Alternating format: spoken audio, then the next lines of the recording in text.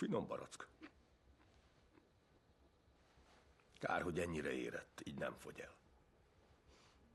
A nagy részét úgy is kidobjuk, mert megrohad. Van egy jobb ötletem. Fogjon egy barackot. Köszönöm. A tölteléket könnyű megcsinálni, úgyhogy csak a tésztáról beszélek. Az alapanyagok maradjanak hűvösek. Egy ilyen meleg napon ez nem egyszerű. Ha ilyenkor megszólal a telefon, hajt, majd visszahívnak.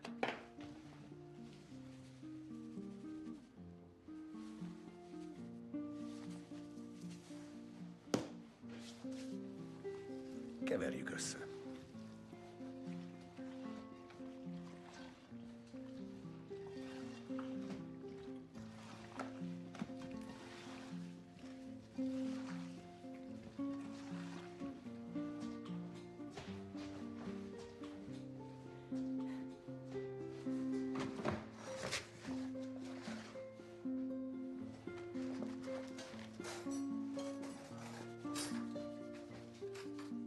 Ez a lepény sok mindent megbocsát, Villát.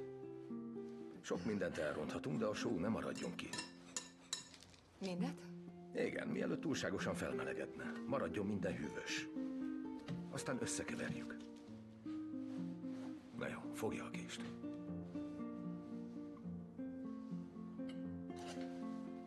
Érzéssel kell csinálni. Ha túlságosan a receptre hagyatkozunk, megfeledkezünk az érzésről. Az olyan, mintha a könyvből tanulnánk kertészkedni, holott csak a földbe kell mélyesztenünk a kezünket.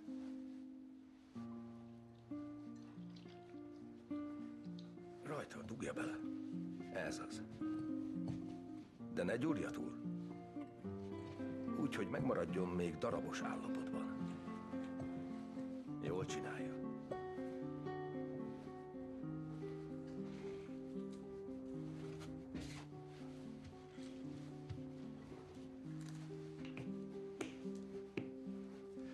Most lássuk a szélét. A tenyérpárnáival. Az emberek veszik a drága eszközöket, holott a legjobb szerszám ott található, a karunkon. Na jó. Ez az. Szórjon rá egy kis keményítőt, mint sót a havasútra. Nehogy elázzon a tészta. Úgy, az egészet. Kis dombot formálunk belőle. Rendben.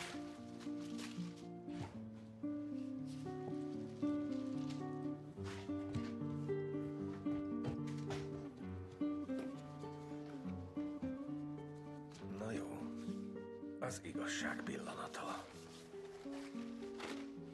Ne kapkodjon. De ne is habozzon.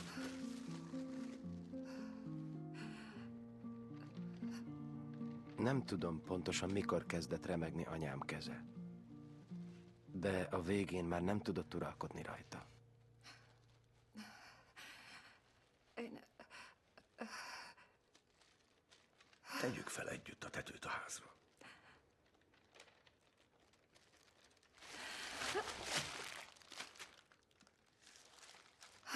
Tökéletes.